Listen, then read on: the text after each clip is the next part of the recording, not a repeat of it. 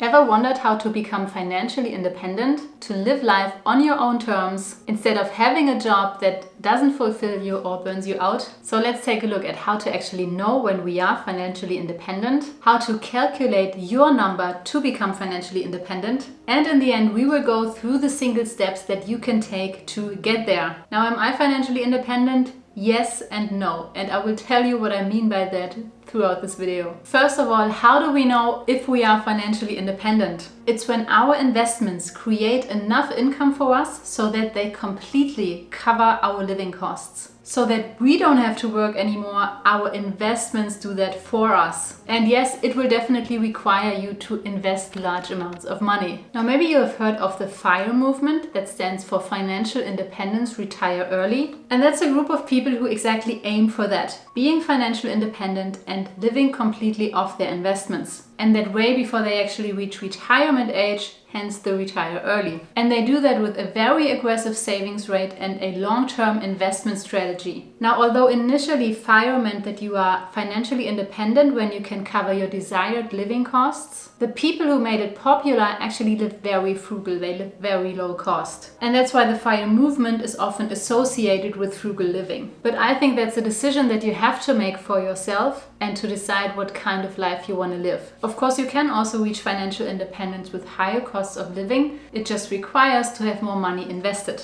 So it will depend on how you define it for yourself, and that brings us to the next point. How can you calculate your number? Now, you take your current living costs as your reference point. So those are the costs you need for housing and groceries and insurances and utilities and so on. And those are also the costs for going out, like into restaurants and bars and entertainment, and also for vacations. Now, maybe you already documented your number for a whole year. So when you already do have a list that tracks your income and also your expenses, then you can take just that. If you only have that expenses number for several months, you can also take the average and then take it times 12. Or if you don't know what your expenses are, now is a good time to find out. Now, alternatively, you can also take your desired living costs as a reference point. So not what you're currently spending, but what you would like to spend if you were able to. But admittedly, that then is not just financial independence, but financial freedom, because it's about our desired lifestyle. And there are people who don't distinguish between the two. So they use those two words, financial independence and financial freedom, interchangeably. Maybe because they already have what they need and what they want, or maybe they want to flex with financial freedom. Now, the advantage obviously of taking your current living costs is that you reach your number much faster. But the younger you are and or the more your life is likely to change in the future, you might need to adapt that number. I, for example, and that is where I come back to my yes and no, if I were to live in a low-cost area like I did a few years back, I would per definition be financially independent. But I don't want to live low cost, I don't want to live frugal, I like expensive stuff, and also my current costs are in fact a little bit higher, so technically I'm not financially independent anymore. And my goal is financial freedom, so that's what I'm working towards. This is individual preference. You have to know what you want for yourself and for your life, and then you can base that on what comes next. And with that said, let's dive into the calculations. So you take your yearly expense number and you take it times 25. Let's say, for example, your living costs are $60,000 per year. You take that times 25 and you end up with $1.5 million. So $1.5 million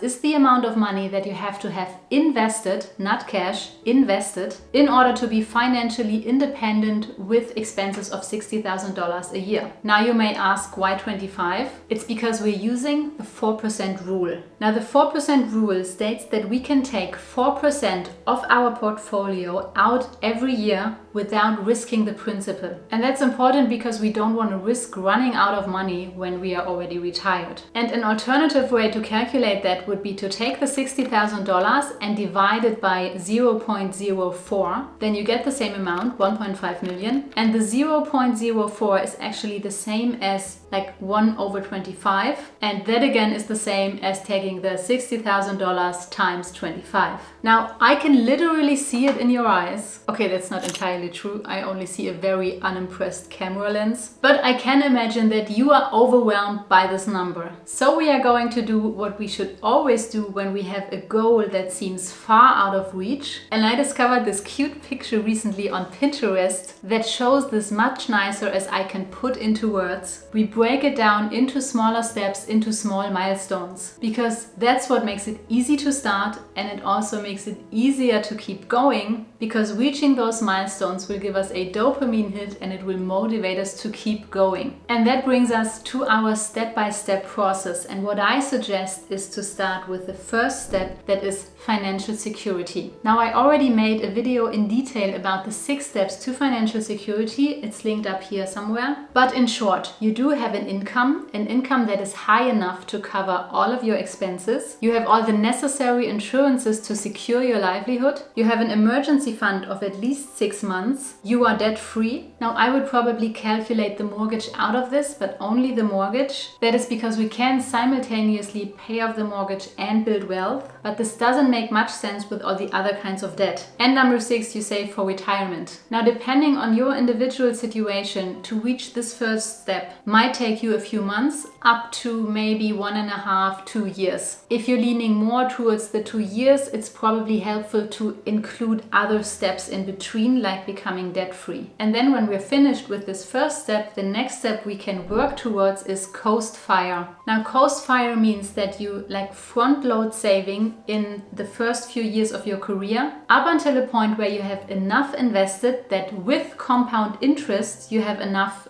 for retirement. Now, usually I think people calculate here with a retirement age over 60. And here's what this could look like. Let's say you start investing at the age of 25. And let's calculate with a retirement age of 65, so you have a time horizon of 40 years. Now, your goal is to have 1.5 million by then. And that means that you would need to have $150,000 invested. Here I calculate with an interest rate of 6%. And I use just the initial amount invested, not the monthly contributions. Let's take another example. Maybe you studied like me and it takes you to 30 to save up. So that means that you have 5 years less, so a time horizon of 35 years. And then what I actually do is just play around with the compound interest calculator. So 150,000 will obviously not be enough. Let's try with 180,000.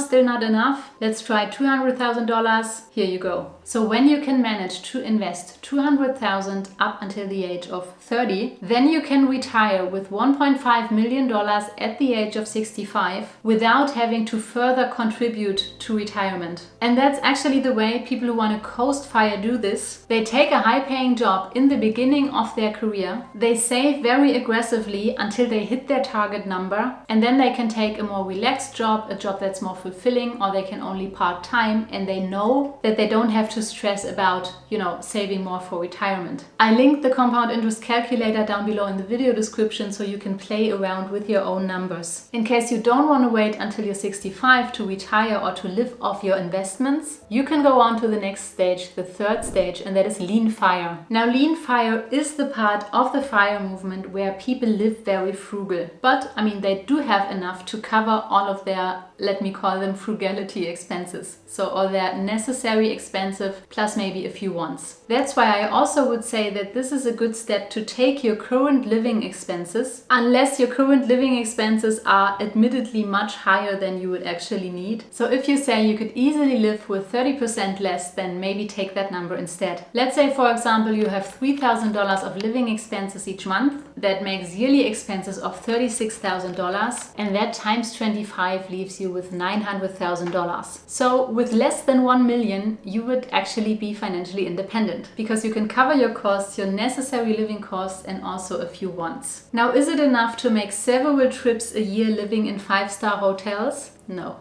And that is where we reach the fourth step, and that is fat fire, or financial freedom. So this is the part where you think about what house do you want to live in, what car do you want to drive, what vacations do you want to do, what kind of life do you want to live on a day-to-day basis. Now that, as you can imagine, is also the stage where it's the hardest to put a number on, because this can go from $1.5 million to $150 million. So this one is practically the open-end stage where it totally depends on your dreams. And now that you learned the 4 steps to reach financial independence, or maybe even financial freedom, there is no way around investing anymore. So for some inspiration, I linked a video for you here that's about the 10 best ETFs to own for life. Also, I would love to know if the 4 stages are enough for you, or if it would help you to define even more steps, smaller goals, for that extra boost of motivation. So let me know in the comments. Thank you for watching this far. I hope you got some value out of this, and I'll see you in the next video. Bye bye.